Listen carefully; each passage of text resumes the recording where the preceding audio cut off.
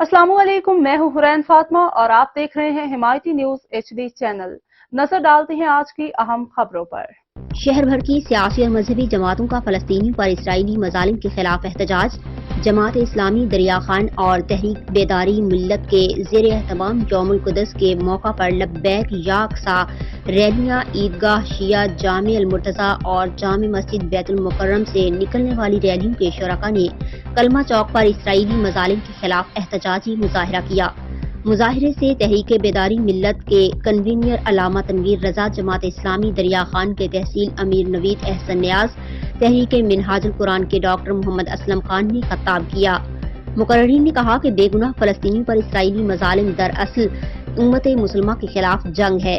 मुसलमान हुक्मरान मामले की संगीनी को समझें और मुत्तहिद होकर जिहाद का ऐलान करें।